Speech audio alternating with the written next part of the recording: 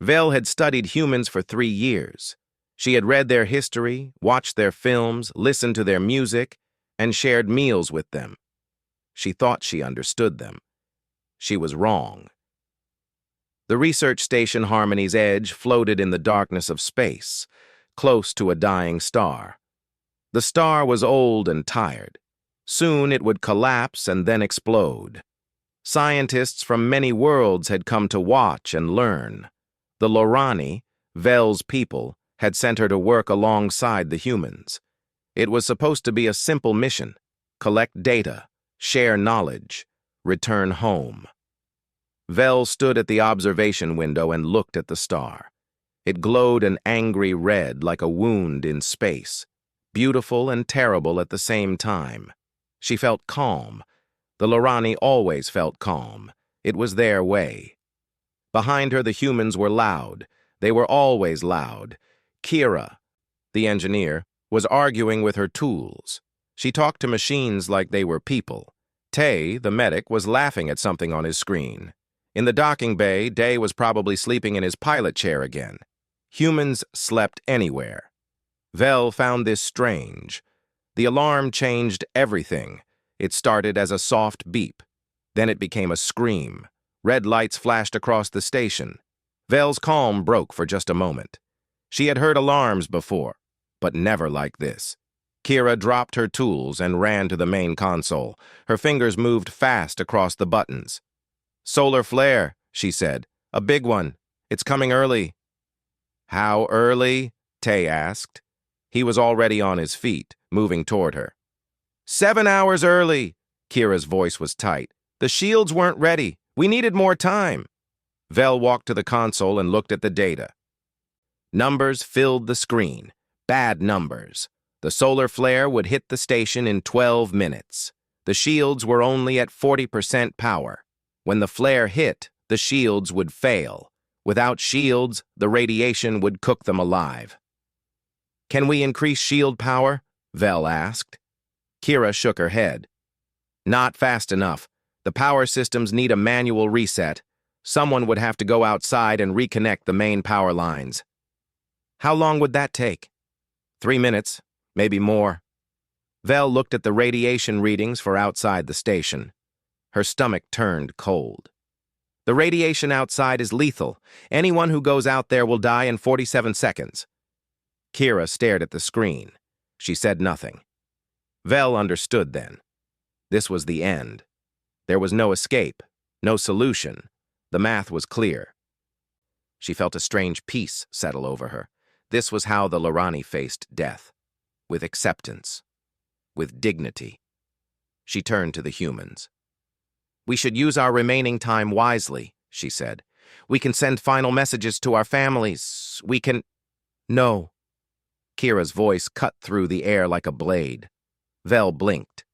"I do not understand. The situation is clear. Survival is not possible." "Then we make it possible." Kira was already moving, pulling open panels, grabbing cables. "Tay, get the emergency suits from storage. The thick ones." Tay nodded and ran. Vel watched them with confusion. Did they not understand? The numbers were certain. Fighting against certain death was foolish. It was a waste of energy. The Lorani had learned this lesson long ago when their homeworld almost died. Sometimes you cannot win. Sometimes you must accept. "Kira," Vel said carefully, "I must tell you something. My people faced extinction once. We learned that when death is certain, fighting only brings more pain. It is better to find peace." Kira stopped moving. She looked at Vel with eyes that burned. "Vel, I respect your people. I really do. But humans don't do peace. Not like that." "Then what do you do?" Kira smiled. It was not a happy smile. It was the smile of someone about to do something crazy. "We get angry, and then we fix the problem." The station shook. The star outside flared brighter. 8 minutes now. Tay returned with the emergency suits. They were thick and heavy, designed for the worst conditions. But even these suits could not survive the radiation outside. Not for 3 minutes. Not even close. Kira took one of the suits and started cutting it apart. She added new layers, strange materials, things that should not go together. Vel watched her work with growing disbelief. "What are you doing?" Vel asked. "Buying time," Kira said. "This won't save anyone, but it might give them an extra 30 seconds. Maybe 40. That is still not enough." "I know." Vel felt something she had not felt in years. Frustration. "Then why do it? Why waste effort on something that will fail?" Kira looked up at her. "Because 30 seconds might be all we need, and if it isn't, at least we tried." The communication system crackled. Day's voice came through, rough with sleep. "Hey, what's going on? Why is everything screaming?" "Station's dying," Kira said flatly. "We need someone to go outside and fix the power lines. It's a 3-minute job in lethal radiation. You'll have maybe 80 seconds in this suit before you're dead." There was silence on the line. Vel waited for the human pilot to understand, to accept, to make peace with the end. 80 seconds, Day said. "That's not great." "No." "Okay, I'll do it." Vel's head snapped toward the speaker. "What?" "I said I'll do it. Bring the suit to airlock 3. Kira nodded like this was normal, like a man had not just volunteered to die. "On my way." Vel could not believe what she was hearing. He cannot be serious. The math is clear. He will die before completing the repair. His death will be for nothing. Tay was checking medical supplies, calm as ever. "Maybe," he said. "Maybe not. Humans are weird about death. We don't always die when we're supposed to. That is not how biology works." Tay smiled at her. It was a kind smile, but there was something hard underneath it. "Vel, do you know the most dangerous thing about humans?" She shook her head. "We don't believe in impossible. We've seen too many impossible things happen. So when someone tells us we can't do something, we don't hear a fact. We hear a challenge." The station shook again. 6 minutes. Vel looked at the humans around her. They were not panicking. They were not making peace. They were working, fighting, refusing to accept what was clearly true. She did not understand them, but for the first time, she wondered if maybe that was the point. Vel followed Kira through the station's corridors. The red emergency lights made everything look like it was covered in blood. Alarms still screamed. The floor shook under their feet as the dying star threw more radiation at them. Kira carried the modified suit over her shoulder. It was ugly now, covered in patches and extra layers. It looked like something a child had made. Vel did not think it would work. She did not think anything would work. But she followed anyway. She was not sure why. They reached airlock 3. Day was already there, waiting. He was a tall man with messy hair and tired eyes. He always looked tired. He always looked like he had just woken up from a nap. But right now, there was something different in his face. Something sharp and focused. "That's the suit?" he asked, looking at the mess of fabric and metal Kira held. "That's the suit," Kira confirmed. Day took it and turned it over in his hands. "It's heavy. 30% heavier than standard. The extra weight is from radiation-blocking material. I also added a cooling layer and reinforced the joints. It won't save you, but it should slow down the damage. How much time do I have?" Kira was quiet for a moment. "Maybe 80 seconds before the suit fails completely. After that, the radiation will hit you directly. You'll have maybe 20 more seconds before you can't move. After that..." She did not finish. Day nodded slowly. "And the repair takes 3 minutes." "Yes." "So I need to do a 3-minute job in less than 2 minutes." "Yes." Day looked at the suit again. Then he looked at Kira. Then he smiled. It was a strange smile, almost peaceful. "Good thing I'm fast." Vel stepped forward. She could not stay silent anymore. "This is madness. You understand that you will die?" There is no version of this where you survive. The numbers are absolute. Day looked at her. His eyes were calm. Maybe, but my friends will survive. That's a pretty good trade. It is not a trade. It is a waste. You could spend your final minutes in peace. You could, Vel. Day's voice was gentle but firm. I know you're trying to help. I know your people see death differently than we do. But humans, we can't just sit and wait to die. It's not in us. Even if there's only a 1% chance, we have to try. It's who we are. But why? Why suffer for nothing? Day thought about this. It's not for nothing. Even if I fail, I'll know I did everything I could. And my friends will know it too. That matters. That means something.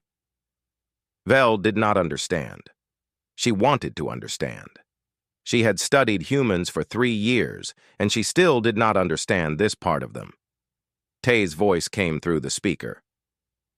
4 minutes to impact. Day, you need to go now. Day started putting on the suit. Kira helped him with the difficult parts. The suit was thick and stiff, hard to move in. Day tested his arms, his legs, his hands. He moved slowly. The controls outside are simple, Kira said. She was talking fast, trying to fit everything into the time they had left. 3 cables need to be reconnected to the main power junction, red to red, blue to blue, green to green. After each connection, you need to turn the lock. 3 connections, 3 locks. Then the system will restart, and the shields will go to full power. Red, blue, green. 3 locks. Got it. The cables are stuck. They haven't been touched in years. You'll need to use force. Got it. Kira grabbed his arm. Her eyes were wet. Day, if you can't do it, if it's too much, just come back, okay? Just come back. Day put his gloved hand over hers. I'll do it, Kira. I promise. Vel watched this moment between them. She saw the fear in Kira's eyes, the determination in Day's. Something passed between them, something she could not name. It was not logical, it was not calm, but it was real. Day stepped into the airlock. The inner door closed behind him. Through the small window, Vel could see him standing there, alone, looking at the outer door. Beyond that door was death, radiation that would cook him alive, a star that was eating itself. Day, Vel spoke into the communication system before she could stop herself. I want to understand. Tell me why, not the logic, the feeling. Why are you doing this? Day's voice came back, slightly muffled by the suit. You really want to know? Yes. There was a pause. Then he spoke. When I was young, my grandmother was very sick. The doctors said she would die. They said there was nothing they could do. My grandfather refused to accept it. He took her to every hospital, tried every treatment, fought every single day. Everyone told him to stop, to let her go peacefully. He didn't listen. Did she survive? No. She died 6 months later. Vel felt confusion. Then your grandfather failed. His fight was pointless. No. His fight gave her 6 more months. 6 months of life. 6 months of family. 6 months of love. That wasn't pointless, Vel. That was everything. The outer door began to open. Red light poured in, the light of the dying star. It was beautiful and horrible. Humans don't fight death because we think we'll win, Day said. We fight because the fight itself matters. Because giving up means saying that life isn't worth the struggle, and life is always worth the struggle. The door opened fully. The radiation alarms went crazy. Numbers on the screens showed lethal levels. Beyond lethal levels, levels that should kill instantly. Day stepped out into the light. Timer starting, Tay said. His voice was tight. 47 seconds to projected suit failure. Day, move fast! Through the cameras, Vel watched Day pull himself along the outside of the station. His movements were quick but careful. The star filled the sky behind him, massive and angry and red. It looked like the end of everything. "First cable located," Day reported. His voice was steady. "It's stuck, really stuck." "Use the emergency release," Kira said. "Already did." "It's not working." 20 seconds gone. Vel watched the radiation readings climb. The suit was already taking damage. The outer layers were burning away. Soon it would reach his skin. Day pulled harder. The cable did not move. 30 seconds. "Come on!" Day growled. "Come on!" He braced his feet against the station's hull and pulled with everything he had. For a moment, nothing happened. Then the cable came free so fast that Day almost flew backward into space. "First cable free!" He grabbed the connection point and shoved the cable in, red to red. He turned the lock. It clicked into place. 35 seconds. "Good!" Kira shouted. "2 more! You can do this!" Day moved to the second cable. His hands were shaking now. The radiation was getting through. Vel could see the suit breaking apart, pieces floating away into the void. 40 seconds. 47 seconds. The timer passed. Day was still moving. Vel stared at the screen. According to her calculations, he should be dead. His body should have shut down, but he was still there, still fighting, still pulling at the second cable. "How?" she whispered. Tay stood beside her, watching the same screen. "I told you," he said quietly. "Humans don't always die when they're supposed to." The second cable came free. Day connected it, blue to blue. The lock clicked. 60 seconds. 70. 80. The suit was almost gone now, just scraps of fabric and melting metal. Day's hands were red and burned, but he kept moving. "One more," he said. His voice was weak now, broken. "One more." He reached for the third cable. He reached, and then he stopped. Day's hand hung in the air, centimeters from the third cable. He was not moving. The radiation had finally caught up to him. His body was shutting down. "Day!" Kira screamed into the communicator. "Day, respond!" Silence. On the screen, Vel could see his vital signs. Heart rate dropping, blood pressure falling, brain activity slowing. He was dying. Right there, floating in space, he was dying. She had known this would happen. She had calculated it. The numbers had been clear from the beginning, and yet, watching it happen, she felt something break inside her, something she did not know she had. "Day, please!" Kira was crying now. Tears ran down her face. "You're so close! Just one more! You can do it!"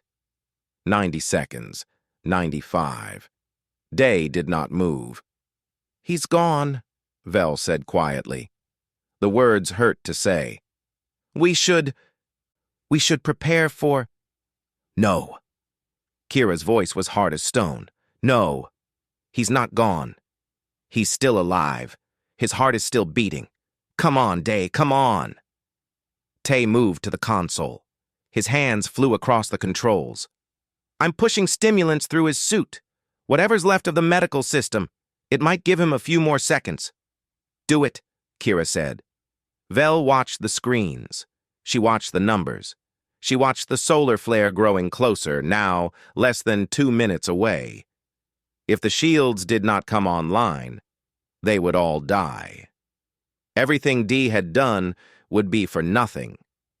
She thought about what he had said, about his grandmother, about the fight being what mattered, not the winning. She had not understood it then. She was not sure she understood it now. But she felt something, a pressure in her chest, a desire to see him succeed. Not because of logic, not because of numbers, because she wanted him to. Was this hope? Was this what hope felt like? On the screen, Day's hand twitched. "He's moving!" Tay shouted. Day's fingers closed around the third cable. His movements were slow, painful, like every centimeter was a battle. The cable was stuck, just like the others. He pulled. Nothing happened. He pulled again, still nothing. 100 seconds, 105. His suit was completely gone now. Just the inner layer remained, and that was melting away. His skin was burned black in places. He should not be alive. He should not be conscious. But he was still pulling. "The cable's not moving," Kira said. Her voice was desperate. It's too stuck. He doesn't have the strength. Vel looked at the diagrams of the station. She looked at the power systems, the connections, the cables. Her mind worked fast, the way Lorani minds always did. There had to be something, some other way. The emergency release, she said suddenly. Each cable has a secondary emergency release. Manual. It requires a code. Kira spun to face her. What code? I do not know. It would be in the station's original documentation. Old files. Tay was already searching. His fingers flew across the screens. Found it.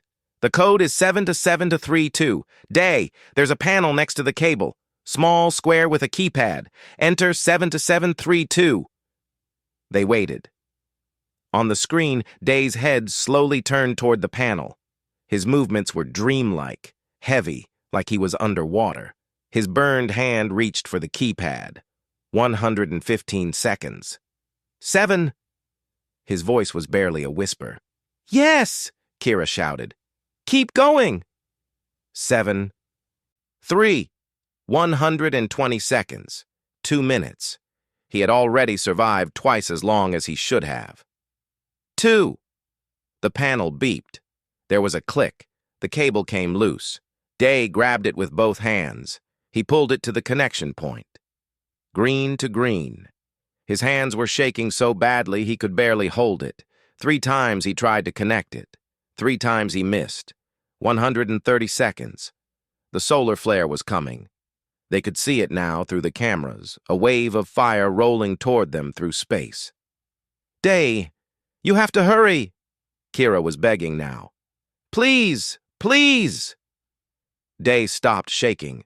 Just for a moment, his hands went still. He took a breath. He pushed the cable into the connection. It clicked. He reached for the lock. His fingers were swollen, burned, barely working. He grabbed the lock and tried to turn it. It did not move. 140 seconds. 50 seconds to impact. Turn it! Tay shouted. Turn it! Day pushed harder. His whole body shook with the effort. The lock did not move. Vel felt the hope in her chest begin to die. He had come so far. He had done so much. But this was it. This was where it ended. The lock was stuck, and he did not have the strength, and the flare was coming, and they were all going to die. She closed her eyes, and then she heard the click. Her eyes flew open. On the screen, the lock had turned. The connection was complete. Green lights were appearing across the console. Power was flowing. The shields were coming online. He did it, Tay breathed. He actually did it. Kira was frozen, staring at the screen. Tears ran down her face, but she was smiling. Shields at 60%, 70, 80. We're going to make it. We're going to make it. Vel looked at Day on the screen. He was floating now, his arms at his sides, his body limp. He had used everything he had. There was nothing left. Bring him in, she said. Bring him in now. Kira activated the emergency retrieval system. A mechanical arm extended from the station and grabbed Day's body. It pulled him back toward the airlock. The outer door closed just as the solar flare hit. The station shook. The lights flickered. But the shields held. They were at full power now, absorbing the radiation, protecting everyone inside. The screens showed the flare washing over them, a wave of fire and death, and the shields taking it all. They had survived. Vel ran to the airlock. Kira and Tay were right behind her. The inner door opened and Day's body fell out onto the floor. He was burned, broken, barely breathing. But he was breathing. Tay dropped to his knees beside him. He pulled out medical equipment and started working. He's alive, barely. I need to get him to the medical bay, now. They carried him through the corridors. The station was still shaking, still absorbing the flare, but they did not care. They only cared about the man in their arms. In the medical bay, Tay worked faster than Vel had ever seen anyone work. He connected machines, injected medicines, sealed wounds.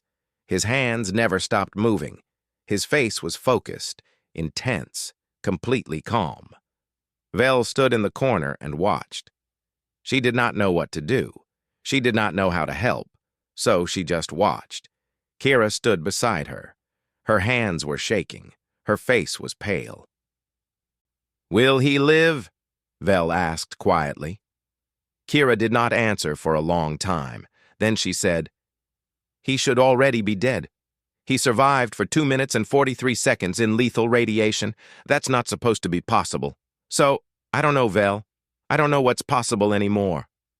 Vel looked at Day on the table. His body was ruined. Burns covered his skin. His hands were barely recognizable. By every measure, he should be dead. But he was still breathing. The Lorani had a saying, "Accept what is, do not fight the truth." Vel had believed this her whole life. She had thought it was wisdom. Now, watching Day breathe, she was not sure anymore. Maybe the truth was not something you accepted. Maybe the truth was something you made. 3 days passed. The star outside had finished dying. It had collapsed into itself, becoming a small, dark thing that ate light instead of giving it. The station had moved to a safe distance, its mission complete, its data collected. Everything had worked out exactly as planned. Except for Day. He was still in the medical bay, still unconscious, still fighting for his life. Tay had not left his side for more than an hour at a time. He slept in a chair beside the bed, waking up to check the machines, to adjust the medicines, to change the bandages. He looked exhausted. He looked like he was carrying a weight too heavy for one person. Vel came to visit often. She was not sure why. She told herself it was scientific interest. Day had survived something impossible. He was a medical mystery. It made sense to observe, to learn. But that was not the real reason. The real reason was something she did not have words for yet. On the 3rd day, she found Kira in the medical bay. Kira was sitting beside the bed, holding Day's bandaged hand. She was not crying. She was just sitting there, quiet, looking at his face. "How is he?" Vel asked. Kira looked up. Her eyes were red from lack of sleep. "Stable. His body is healing. Tay says humans can regenerate from a lot of damage as long as the core systems stay working. His core systems are working. That is good news." "Yeah." Kira looked back at Day. "But he still won't wake up. It's been 3 days. Tay says his brain needs time to heal. The radiation did a lot of damage." Vel moved closer. She looked at Day's face. It was peaceful now, the burns healing, the swelling going down. He almost looked like he was sleeping. "Can I ask you something?" Kira said.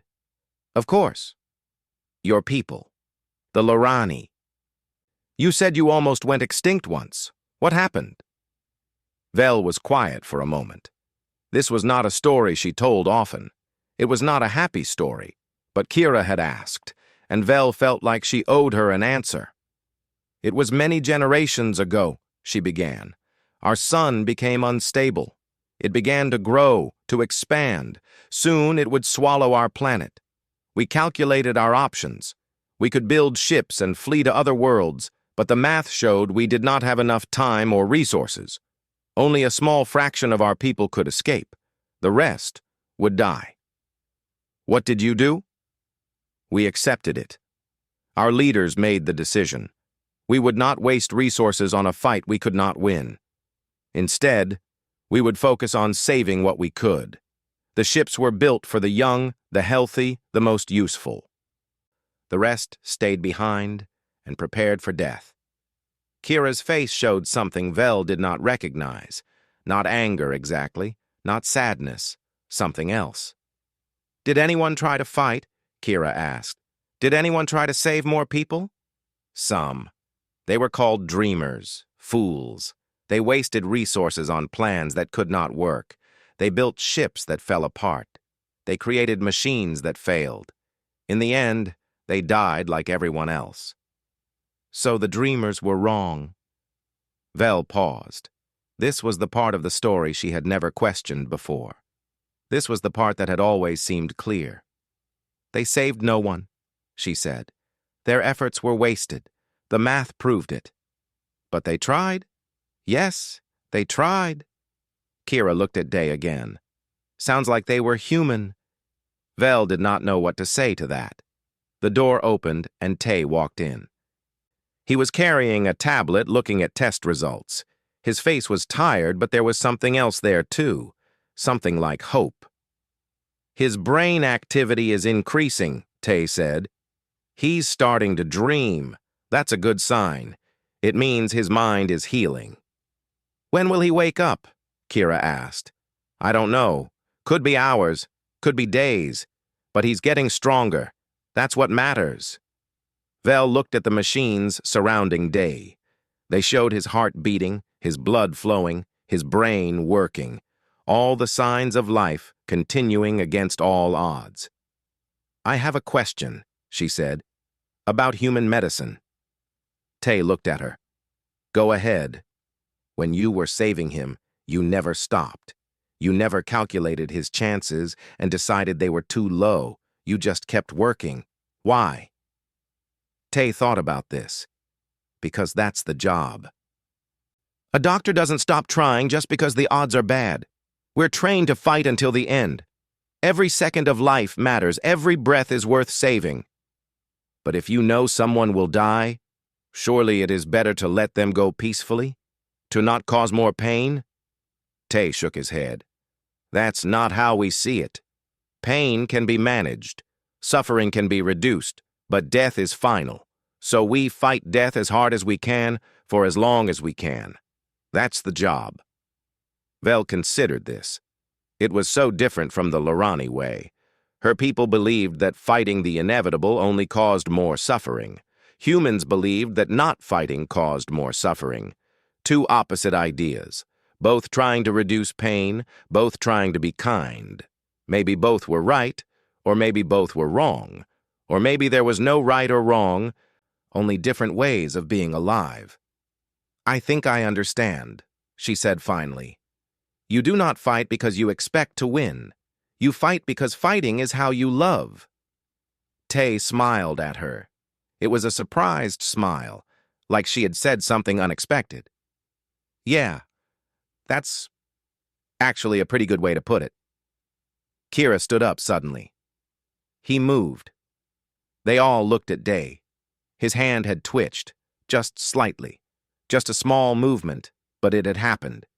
Tay was at his side instantly, checking the machines, looking at the readings. Brain activity is spiking. He's waking up. Day's eyes moved under his eyelids. His fingers flexed. His mouth opened slightly, trying to form words. Kira grabbed his hand again. Day, can you hear me? You're safe. You're in the medical bay. You did it. You saved us all. His eyes opened. For a moment, he just stared at the ceiling. Then his head turned slowly, painfully. He looked at Kira. He looked at Tay. He looked at Vel. His mouth moved. His voice was rough, broken, barely there. But the words were clear. Did the shields hold? Kira laughed. It was a wet sound, full of tears and relief. Yeah, they held. You did it. You really did it. Day closed his eyes. A small smile crossed his face. Good. That's good. Tay started checking him over, asking questions, testing responses. Day answered slowly, his voice getting a little stronger each time. He remembered going outside. He remembered the cables.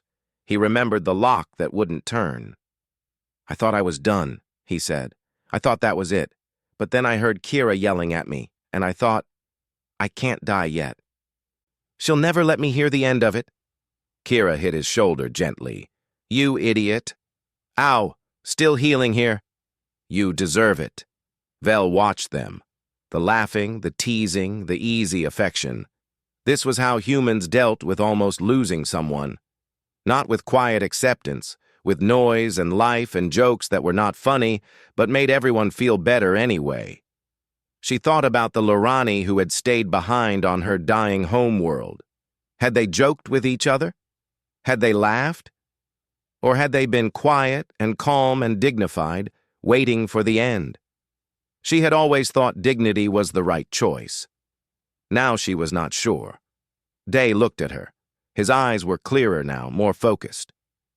"Hey, Vel." "Yes?" "Thanks for the door code. That saved my life." She blinked. "I did very little. You did the work. You found the answer when I needed it. That's not nothing." Vel felt something warm spread through her chest. It was a strange feeling. She did not know what to call it. "You are welcome," she said. Day smiled at her. Then he closed his eyes again, exhausted. Within moments, he was asleep. Tay checked the machines one more time. "He'll be okay," he said. "He needs a lot more rest, and those hands are going to need serious work. But he'll live. He'll fly again." Kira let out a breath she seemed to have been holding for 3 days. "Thank you, Tay." "Don't thank me. Thank whatever crazy human thing keeps us alive when we shouldn't be." Vel looked at Day, sleeping peacefully now, surrounded by machines that had helped save his life. He had done the impossible. He had beaten the numbers. And maybe that was the most human thing of all. 1 week after the star died, the station prepared to return home. Vel stood at the observation window, looking out at the darkness where the star had been. There was something there now, a small dense thing that pulled at light and matter. The humans called it a black hole. The Lorani called it a wound in space. Both names felt right. She was supposed to be packing. Her ship would leave in a few hours, taking her back to Loran, back to her people. She had reports to write, data to analyze, conclusions to present. The mission was complete, but she did not want to leave. Not yet. The door behind her opened. She did not need to turn around to know who it was. "Thought I'd find you here," Kira said. Vel smiled slightly. "Is it that obvious? You've been staring at that window every day for a week. I think you like the view." "I like the quiet." Kira came to stand beside her. They looked at the darkness together. After a moment, Kira spoke. "So, back to Loran tomorrow." "Yes." "What are you going to tell them? About us, I mean. About humans." Vel had been thinking about this for days. She had written many drafts of her report, deleted them all, started over. Nothing felt right. Nothing captured what she had experienced. "I do not know," she admitted. "I came here thinking I understood your species. I had read all the research. I knew your history, your biology, your culture. But I did not understand you at all. And now?" Vel was quiet for a long moment. Then she said, "My people believe in mathematics. We believe that the universe follows rules, and if you understand the rules, you can predict what will happen. This is how we survive. We calculate, we accept, we adapt." That sounds practical. It is. It has kept us alive for thousands of years. But watching Day... She paused, searching for the right words. "He broke the rules. He should have died. The math was clear. But he did not die because he refused to. Because he decided the rules were wrong." Kira nodded slowly. "Yeah, that sounds like Day." "How do you do it? How do you refuse something that is certain?" "It's not that we refuse it. It's that we don't believe anything is certain. Humans have been wrong about so many things. We thought the sun went around the earth. We thought diseases were caused by bad smells. We thought we'd never fly, never reach space, never cure cancer. Every time someone said something was impossible, someone else proved them wrong."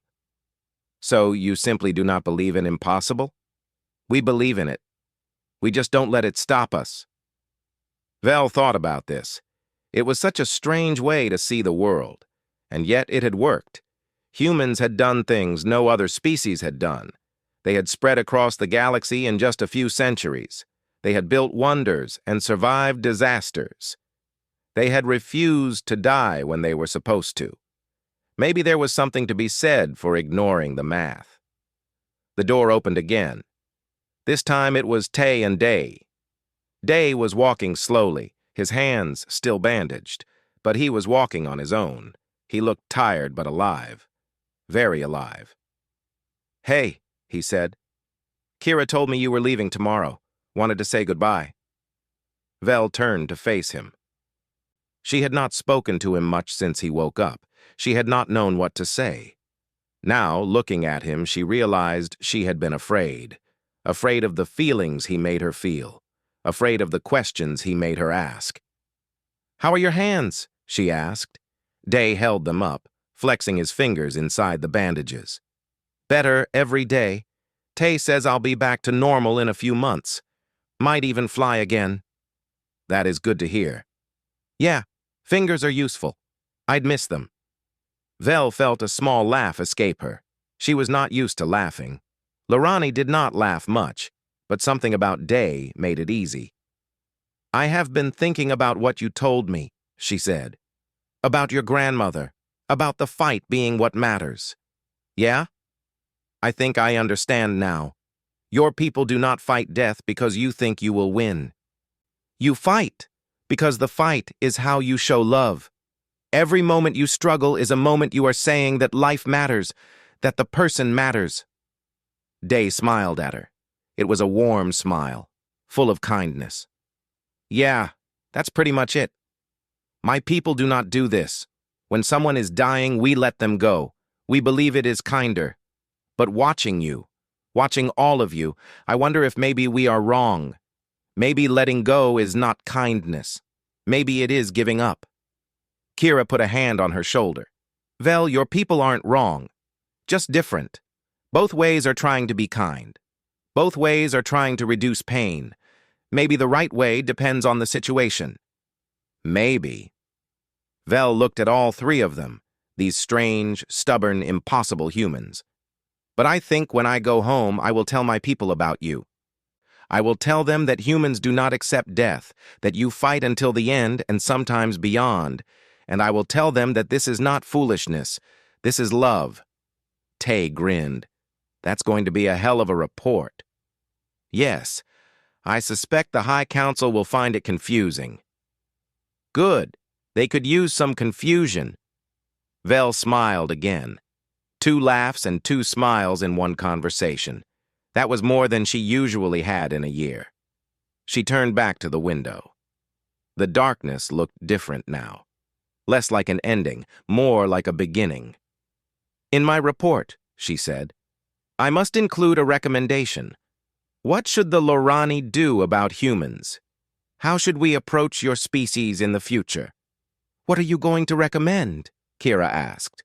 Vel thought carefully. Then she spoke. "I am going to recommend that we never fight you. Not because you are strong, although you are.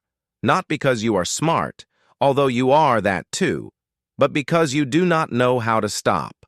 You will keep fighting when all hope is gone. You will keep trying when every calculation says you should fail. And sometimes, because of this, you will win when you should have lost." She turned to face them. "You are not the most powerful species in the galaxy. You are not the most intelligent, but you are the most stubborn, and I think in the end that is more dangerous than anything else." Day laughed. It was a good sound, full of life. "I'll take that as a compliment." "It is one." They stood together at the window, human and Lorani, looking out at the universe. So much space, so many possibilities, so many impossible things waiting to be done. "Vel," Day said, "thanks. For everything." "I did nothing. You saved us." "You helped me when I needed it. You were there. That's not nothing." Vel felt that warm feeling in her chest again. This time she knew what to call it. Connection. "You are welcome," she said. "And Day? Thank you as well." "For what?" "For showing me what impossible looks like, and for proving that it does not exist." The station hummed around them. The darkness waited outside. Tomorrow she would leave, go back to her people, write her reports, give her recommendations. But she would never forget what she had learned here. She would never forget what humans could do when they refused to give up. And somewhere, in a small part of her heart, she would always be a little bit human herself. The ship carrying her home left the next morning. As it pulled away from the station, Vel looked back through the window. She could see Kira and Tay and Day standing at the observation deck, watching her go. Kira raised her hand and waved. Vel raised her hand and waved back. And as the stars began to blur around her, she smiled. It was not a Lorani smile, it was a human one.